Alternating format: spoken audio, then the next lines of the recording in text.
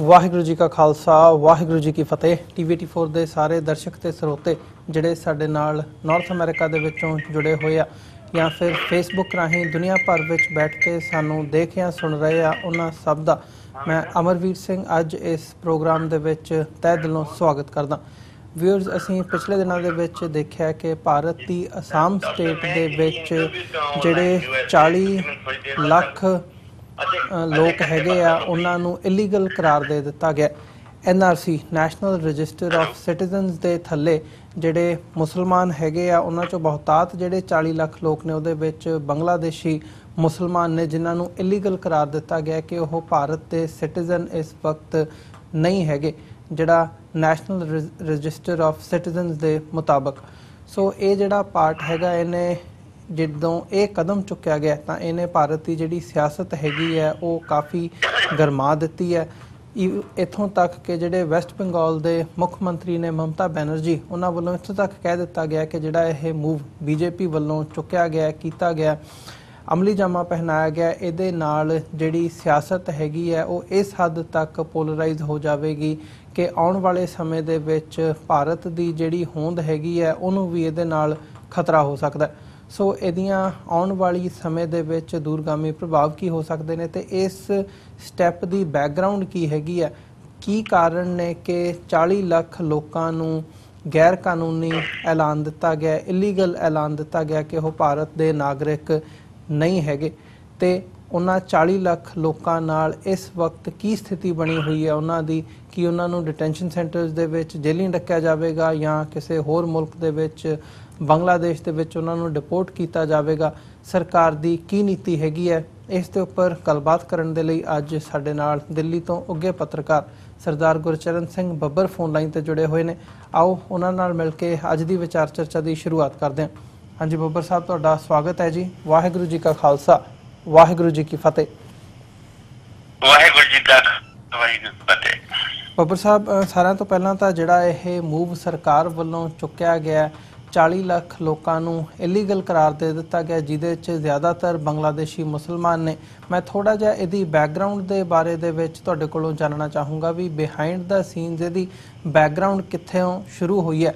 ਹਾਲਾਂਕਿ ਇਹ ਗੱਲ ਆ ਰਹੀ ਹੈ ਕਿ ਕਈ ਦਹਾਕਿਆਂ ਤੋਂ ਇਹ ਲੋਕ ਉੱਥੇ ਰਹਿ ਰਹੇ ਆ, ਇਹਨਾਂ ਦੇ ਕੋਲ ਕਾਗਜ਼ ਪੱਤਰ, ਵੋਟਿੰਗ ਵੀ ਕਰਦੇ ਆ, ਸਾਰਾ ਕੁਝ ਮੌਜੂਦ ਹੈਗਾ, ਪਰ ਕੀ ਕਾਰਨ ਬਣਿਆ ਕਿ ਇਹਨਾਂ ਲੋਕਾਂ ਨੂੰ ਇਲੀਗਲ करार ਦਿੱਤਾ ਗਿਆ? ਇਹਦੀ ਬੈਕਗਰਾਉਂਡ ਕੀ ਹੈ ਇਸ ਸਾਰੇ ਮਾਮਲੇ ਦੀ? अमरवीर जी, बैकग्राउंड ਜਿਹੜੀ ਹੈ ਬੜੀ ਮਜ਼ਬੂਤ ਹੈ ਔਰ ਸਾਰੇ ਜਿਹੜੇ ਨੇ ਲਗਭਗ ਬੰਦੇ ਜਿਹੜੇ ਨੇ ਹਿੰਦੁਸਤਾਨੀ ਨੇ ਜੀ। ਇੱਕ ਇਲੈਕਸ਼ਨ ਆ ਰਿਹਾ ਹੈ ਕੁਝ ਮਹੀਨਿਆਂ ਦੇ ਬਾਅਦ ਦੇਸ਼ ਦੇ ਵਿੱਚ ਔਰ RSS ਔਰ BJP ਦੀ ਸਰਕਾਰ ਨੇ ਬੜੀ ਸੋਚੀ ਸਮਝੀ ਸਾਜ਼ਿਸ਼ ਦੇ ਨਾਲ ਪੂਰੇ ਦੇਸ਼ ਦੇ ਵਿੱਚ ਮੁਸਲਮਾਨਾਂ ਦੇ ਖਿਲਾਫ ਇੱਕ ਬਹੁਤ ਹੀ ਜ਼ਹਿਰੀਲਾ ਮਾਹੌਲ ਬਣਾਉਣ ਵਾਸਤੇ ਇੱਕ ਮੂਵ ਸ਼ੁਰੂ ਕੀਤੀ ਹੈ। ਇਹ ਆਪਣੇ ਆਪ ਸਭ ਕੁਝ ਨਹੀਂ ਹੋ ਰਿਹਾ ਜੀ। ਇਹ ਇਲੈਕਸ਼ਨ ਦਾ ਨਜ਼ਦੀਕ ਆਣਾ ਔਰ ਇਲੈਕਸ਼ਨ ਦੁਬਾਰਾ ਜਿੱਤਣਾ ਤੇ ਪੂਰੇ ਹਿੰਦੁਸਤਾਨ ਦੇ ਹਿੰਦੂਆਂ ਦਾ ਵੋਟ ਬਟੋਰਨ ਲਈ ਇੱਕ ਬੜੀ ਵੱਡੀ ਗੇਮ ਖੇਲੀ ਗਈ ਹੈ जी। 40 ਲੱਖ ਬੰਦੇ ਸਿਰਫ ਅਸਾਮ ਦਾ ਮਾਮਲਾ ਨਹੀਂ ਹੈ, ਇਹ ਮਾਮਲਾ ਦਿੱਲੀ ਵਿੱਚ ਲੱਖਾਂ ਮੁਸਲਮਾਨਾਂ ਦਾ ਹੈ। ਇਹ ਰਾਜਸਥਾਨ ਦੇ ਵਿੱਚ, ਤ੍ਰਿਪੁਰਾ ਦੇ ਵਿੱਚ, ਬੰਗਾਲ ਦੇ ਵਿੱਚ, ਦੇਸ਼ ਦੇ ਕਈ ਹਿੱਸਿਆਂ ਦੇ ਵਿੱਚ ਬੰਗਲਾਦੇਸ਼ੀ ਮੁਸਲਮਾਨਾਂ ਦੇ ਨਾਂ ਤੇ ਦੇਸ਼ ਭਰ ਦੇ ਵਿੱਚ ਮੁਸਲਮਾਨਾਂ ਦੇ ਖਿਲਾਫ ਇੱਕ ਨਫ਼ਰਤ ਦਾ ਇੱਕ ਜ਼ਹਿਰੀਲਾ ਮਾਹੌਲ ਬਣਾਇਆ ਜਾ ਰਿਹਾ ਹੈ। ਇਸ ਕਰਕੇ ਹੀ ਮਮਤਾ ਬੈਨਰਜੀ ਨੇ ਬੜਾ ਸਾਫ਼ ਕੀਤਾ ਹੈ ਕਿ ਦੇਸ਼ ਦੇ ਵਿੱਚ ਸਿਵਲ ਵਾਰ ਦੇ ਹਾਲਾਤ ਪੈਦਾ ਹੋ ਰਹੇ ਨੇ ਜੀ। ਅਗਰ ਇਦਾਂ ਦਾ ਮਾਹੌਲ ਰਿਹਾ ਤੇ ਸਿਵਲ ਵਾਰ ਛਿੜ ਸਕਦੀ ਹੈ ਦੇਸ਼ ਭਰ ਦੇ ਵਿੱਚ। ਤੁਸੀਂ ਕਿਸ ਤਰ੍ਹਾਂ ਲੱਖਾਂ ਲੋਕਾਂ ਨੂੰ ਇੱਕਦਮ ਵਿਦੇਸ਼ੀ करार ਦੇ ਦਿੱਤਾ ਔਰ ਉਹਨਾਂ ਲੋਕਾਂ ਨੂੰ ਜਿਹੜੇ 50 ਸਾਲ ਤੋਂ ਵੀ ਜ਼ਿਆਦਾ ਇੱਥੇ ਨੇ ਉਹਨਾਂ ਦੇ ਬਾਰੇ ਇਹ ਕੋਈ ਬੈਕਗਰਾਉਂਡ ਨਹੀਂ ਹੈ, कोई ऐसा इशू नहीं है, सिर्फ इशू है इलेक्शन जीतना। इलेक्शन जीतन वास्ते इस वक्त विकास का मुद्दा मर गया है।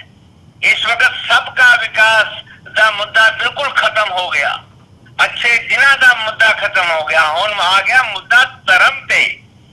ਇਸ ਦੇਸ਼ ਵਿੱਚ ਅਗਰ ਬੀਜੇਪੀ ਨੇ, ਆਰਐਸਐਸ ਨੇ ਦੁਬਾਰਾ ਅਗਰ ਪਾਵਰ ਚ ਆਣਾ ਹੈ ਤੇ ਉਹਨਾਂ ਨੇ ਹਿੰਦੂ ਸੈਂਟੀਮੈਂਟਸ ਜਿਹੜੇ ਨੇ ਉਹਨਾਂ ਨੂੰ ਉਖਾੜਨਾ ਹੈ, ਉਹਨਾਂ ਦੇ ਜਜ਼ਬਾਤਾਂ ਨੂੰ ਉਖਾੜ ਕੇ ਇਮੋਸ਼ਨਲ ਐਕਸਪਲॉइट ਕਰਕੇ ਵੋਟਾਂ ਬਟੋਰਨੀਆਂ ਨੇ ਜੀ। ਇਸ ਕਰਕੇ ਇੱਕ ਚਾਲ ਸਹੀ ਚਲੀ ਗਈ ਹੈ ਕਿ ਤੁਸੀਂ ਮੁਸਲਮਾਨਾਂ ਦੇ ਖਿਲਾਫ ਕਸ਼ਮੀਰ ਤੋਂ ਕੰਨਿਆ ਕੁਮਾਰੀ ਤੱਕ ਐਸਾ ਵਾਤਾਵਰਨ ਬਣਾ ਦੋ ਕਿ ਹਿੰਦੂਆਂ ਦੇ ਮਨ ਦੇ ਵਿੱਚ ਇਹ ਗੱਲ ਬੈਠ ਜਾਏ ਕਿ ਅਸੀਂ ਜਿਹੜੇ ਆ ਔਰ ਬੀਜੇਪੀ ਨੂੰ ਵੋਟਾਂ ਪਾ ਕੇ ਹੀ ਦੇਸ਼ ਬਚਾ ਸਕਦੇ ਆ, ਵਰਨਾ ਦੇਸ਼ ਨਹੀਂ ਬਚੇਗਾ। ਇੱਕ ਐਸਾ ਮਾਹੌਲ ਬਣ ਰਿਹਾ ਜਿਸ ਦੇ ਨਾਲ ਸਿਵਲ ਵਾਰ ਦੇ ਖਤਰਾ ਪੈਦਾ ਹੋ ਗਿਆ ਹੈ। ਆ ਮਮਤਾ ਬਨਰਜੀ ਨੇ ਸਾਫ਼ ਕਹਿ ਦਿੱਤਾ ਹੈ। ਹਾਂਜੀ ਜੀ ਬੱਬਰ ਸਾਹਿਬ, ਇਹਦੇ ਵਿੱਚ ਜਿਹੜੀਆਂ ਬਾਕੀ ਘੱਟ ਗਿਣਤੀਆਂ ਹੈਗੀਆਂ ਨੇ, ਜੇ ਸਿੱਖਾਂ ਦੀ ਗੱਲ ਕਰਨੀ ਹੋਵੇ ਤਾਂ ਜਿਵੇਂ ਸ਼ਿਲੌਂਗ ਦੇ ਵਿੱਚ ਅਸੀਂ ਬੀਤੇ ਦਿਨਾਂ ਦੇ ਵਿੱਚ ਪਿਛਲੇ ਸਾਰੇ ਹਫ਼ਤਿਆਂ ਦੇ ਵਿੱਚ ਮਾਹੌਲ ਜਿੱਦਾਂ ਦਾ ਬਣਿਆ ਉਹਨੂੰ ਅਸੀਂ ਉਹਦੇ ਤੇ ਗੱਲਬਾਤ ਵੀ ਕੀਤੀ ਹੈ ਤੇ ਸਾਡੇ ਜਿਹੜੇ ਦਰਸ਼ਕ ਹੈਗੇ ਨੇ ਉਹਨਾਂ ਤੱਕ ਵੀ ਗੱਲ ਪਹੁੰਚਾਈ ਹੈ। ਤੇ ਸ਼ਿਲੌਂਗ ਜਾਂ ਇੱਥੇ ਮਣੀਪੁਰ, ਇਹ ਸਾਰੀਆਂ ਸਟੇਟਾਂ ਦੇ ਵਿੱਚ ਜਿੱਥੇ ਸਿੱਖ ਵਸੋਂ ਵੀ ਹੈਗੀ ਹੈ, ਕੀ ਤੁਹਾਨੂੰ ਲੱਗਦਾ ਵੀ ਆਉਣ ਵਾਲੇ ਸਮੇਂ ਦੇ ਵਿੱਚ ਇਹ ਜਿਹੜਾ ਮੂਵ ਇਸ ਵਕਤ ਜਿੱਥੇ ਜ਼ਿਆਦਾਤਰ ਮੁਸਲਮਾਨਾਂ ਨੂੰ ਟਾਰਗੇਟ ਕੀਤਾ ਜਾ ਰਿਹਾ ਉੱਥੇ ਇਹ ਗੱਲ ਆਉਣ ਵਾਲੇ ਸਮੇਂ ਦੇ ਵਿੱਚ ਸਿੱਖਾਂ ਤੇ ਹੋਰ ਘੱਟ ਗਿਣਤੀਆਂ ਦੇ ਖਿਲਾਫ ਵੀ ਆਵੇਗੀ? ਨਹੀਂ, इस वक्त सिर्फ मुसलमान बिक रहा है हिंदुस्तान दे विच। सिख ना 3 में है ना 13 में है। बड़ा थोड़ा छोटा जहा मामला है जरा इस वक्त आरएसएस, बीजेपी और मोदी सरकार नहीं चाहती सारे फ्रंट खोले जी। इन्होंने सिर्फ एको फ्रंट खोल रखा है माइनॉरिटी दे विचों मुसलमान ने। सिखां दा जिथे भी मामला आएगा उन्होंने कोई बहुत बड़ा मामला नहीं है और बहुत सारी बड़ी गिनती भी पंजाब तो बाहर नहीं हैगी। इस करके उन्होंने वोटां दा कोई बहुत बड़ा फायदा नहीं होना जी। उन्होंने फायदा वोटां दा मुसलमाना करके है। इस करके सिखां दा मामला जिहड़ा है इस वक्त ना सिखां दा है, ना क्रिश्चियन दा है, ना जैनियां दा है, ना और कोई मामला है। सिर्फ इस वक्त आरएसएस, बीजेपी और सरकार के सामने मुसलमान खड़े ने और मुसलमान दा डर दिखा के, खौफ दिखा के एक माहौल बनाया जा रहा है कि दूसरी तरफ देश दे विच मुसलमाना दे विच बहुत बड़ा डर का माहौल पैदा हो गया जी। और मुसलमान जिहड़े ने डर दे विच, खौफ दे विच इस वक्त हिंदुस्तान दे विच जी रहे ने, क्योंकि हर तरफ मुसलमाना दे बारे ही माहौल बन रहा है। तुसी पाकिस्तान का नाम लैके मुसलमाना नूं दबा रहे हो, तुसी गां का नाम लैके मुसलमाना ते तुसी जुर्म कर रहे हो, तुसी विदेशी कह के मुसलमाना नूं पंड रहे हो। तुसी चार चबेरे सरकार ने, आरएसएस ने, बीजेपी ने देश के कोन कन्याकुमारी तो लेके कश्मीर तो लेके कन्याकुमारी तक पूरा हर स्टेट दे विच एक माहौल बनता जा रहा। और तुसी देखना ऐसा ऐसा नवंबर तक आ माहौल बड़ा गर्म हो जाएगा और गर्म हो तो बाद ममता बनर्जी ने जो कहा है जी, वो बिल्कुल ठीक किया है कि ऐसे हालात बन जाएंगे जिहदे नाल सिविल वार का खतरा है। इस करके वोटां लैण वास्ते देश दे विच दोबारा सरकार पावर च आउण वास्ते उन्होंने एक बहुत बड़ा वैपन इस्तेमाल किया है, जिन्हों तुसीं कह सकते हो उन्हां दा ब्रह्मा अस्त्र है जी। ਬੱਬਰ ਸਾਹਿਬ, ਜਿਵੇਂ ਤੁਸੀਂ ਗੱਲ ਕਰਦੇ ਹੋ ਕਿ ਇਹ ਵੋਟ ਪੋਲਰਾਈਜੇਸ਼ਨ ਦੇ ਨਾਂ ਥੱਲੇ ਹੀ ਸਾਰਾ ਕੁਝ ਕੀਤਾ ਜਾ ਰਿਹਾ ਹੈ ਤੇ ਆਉਣ ਵਾਲੇ ਸਮੇਂ ਦੇ ਵਿੱਚ ਜਿਹੜੀ ਸਿਆਸਤ ਹੈਗੀ ਹੈ ਉਹ ਇੱਕ ਪਾਸੇ ਤਾਂ ਬੀਜੇਪੀ ਨਜ਼ਰ ਆਉਂਦੀ ਹੈ ਤੇ ਦੂਜੇ ਪਾਸੇ ਭਾਵੇਂ ਕਾਂਗਰਸ ਹੋਵੇ ਜਾਂ ਬਾਕੀ ਜਿਹੜੀਆਂ ਖੇਤਰੀ ਪਾਰਟੀਆਂ ਹੈਗੀਆਂ ਨੇ, ਤੁਹਾਨੂੰ ਲੱਗਦਾ ਵੀ ਇਹ ਜਿਹੜੀਆਂ 2019 ਦੀਆਂ ਚੋਣਾਂ ਹੋਣਗੀਆਂ ਉਹ ਹਿੰਦੂਤਵਾ ਵਰਸਸ ਰੈਸਟ ਹੋਣਗੀਆਂ? ਬਿਲਕੁਲ गार्ड बड़ा मजबूत है, पर अपोजिशन दे विच एक गल ते बड़ी साफ है जी। तुसी मन के चलो सारे देश दे विच बीजेपी विरोधी जितनियां भी राजनीतिक पार्टियां ने उन्हां सारियां पार्टियां दे सामने एक गल ते बड़ी मजबूती नाल खड़ी है कि असी नरेंद्र मोदी नूं हटाना जी, असी आरएसएस बीजेपी दी सरकार नूं हटाना है। इस वक्त अपोजिशन दे दिमाग विच यह बैठ चुका कि असी इन्हां नूं हटाना है। हुण आउण वाला जिहड़ा समा है उस दे विच देखना है कि लोग कितने खरीद सकती है सरकार, कितनियां पार्टियां दे लीडरां नूं परचेज कर सकती है सरकार।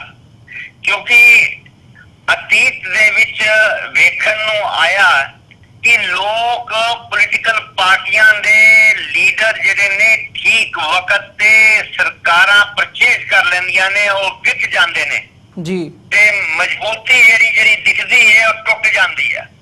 पर ऐसे हालात इस वक्त हैगे ने देश दे कि सारियां पार्टियां जिहड़ियां बीजेपी दे विरोधी ने और सारियां दे सामने एक पक्का निशाना है कि असी इस सरकार नूं हराना है। ते जे वो इकट्ठे होंदे ने जी, ते तुसी मनो कि इस सरकार दा आना फिर मुश्किल है। ते जे उन्हां दे विच बंदे विक जांदे ने, विकन दी गल कर रहा मैं, विकन दी जी, जे सरकार उन्होंने परचेज कर लेंदी है, डंडा चला देंदी है, हिंदू कार्ड खेल जाती है पूरी तरह देश दे विच, ते फिर जिहड़ा मामला है बीजेपी दोबारा पावर च आ सकती है। जे पोलिटिकल पार्टियां ना परचेज होइयां ते बीजेपी किसी भी कीमत से दोबारा पावर च नहीं आ सकती। यह बिल्कुल साफ है जी।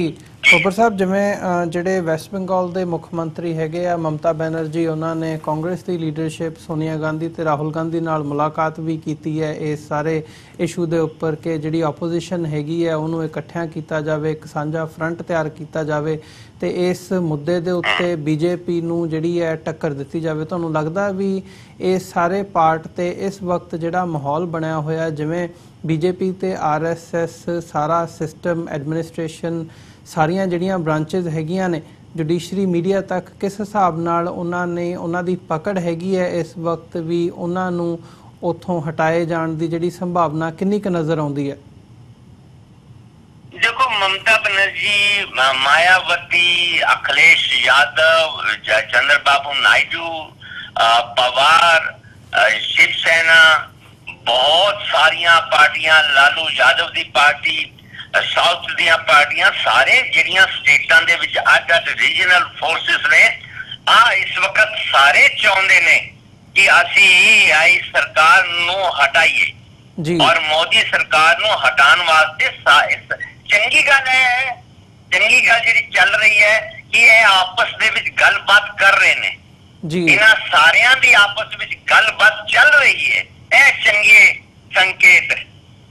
पहला इदां लगदा सी एक दूजे नाल बोलदे नहीं सीगे, एक दूजे नाल तो दूरी सी इन्हां दी काफी, पर मोदी दे इस रवैये ने जिहड़ा तुसीं दस्सिआ है, जुडिशरी दे विच इन्हां दी इन्वॉल्वमेंट है, सरकार दी जर्नलिज्म दे विच, मीडिया दे विच पूरा कंट्रोल है, मीडिया पूरा इन्हां दी मुट्ठी दे विच है, जुडिशरी दे विच इन्हां दी पूरी पकड़ है, डंडा इन्हां दे कोल है, वड्डे अमीर घराने, सारे हिंदुस्तान दे अमीर घराने इन्हां दी मुट्ठी च ने जी। और ये सारा कुछ इन्हां दे कंट्रोल विच है, पावर है, पैसा है, मीडिया है, कंट्रोल पूरा है।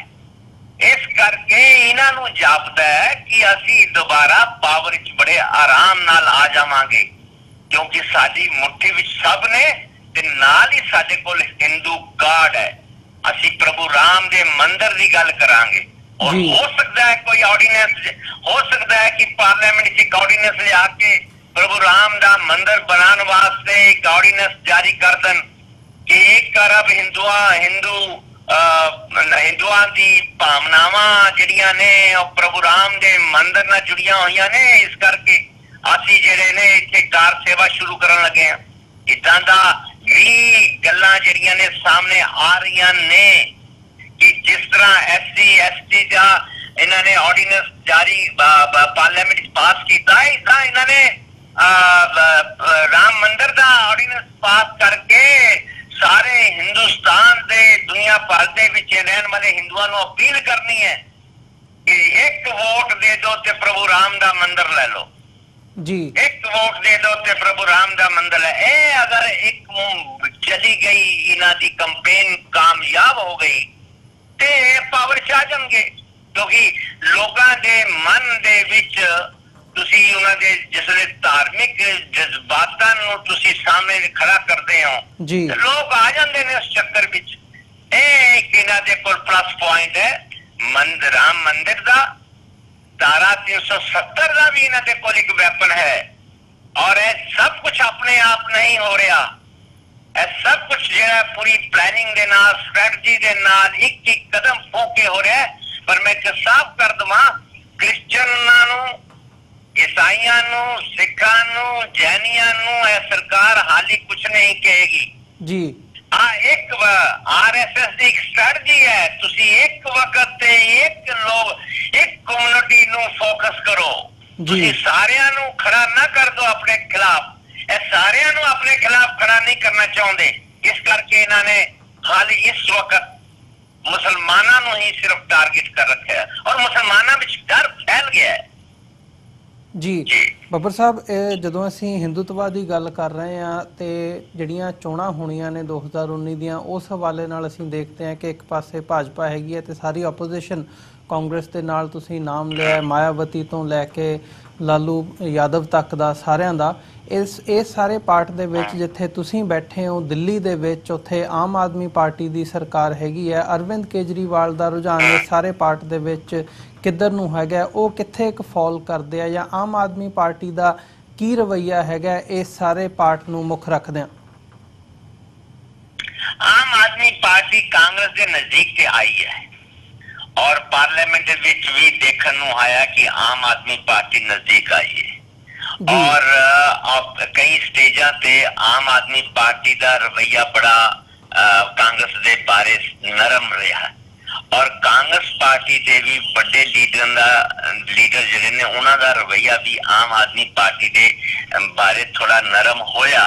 इस करके जिसले सारे ओपोजिशन दे विच एक माहौल बनेगा ते आम आदमी पार्टी अब उस तो अड नहीं हो सकती जी। जे तां आम आदमी पार्टी दे लीडर जिहड़े ने ओ ममता बनर्जी दे, चंद्र बाबू नायडू दे, साउथ दे लीडरां दे, मायावती और अखिलेश यादव और लालू यादव दे नाल जुड़े हुए ने और बड़े नजदीकी संबंध और रिश्ते बने हुए ने इन्हां दे।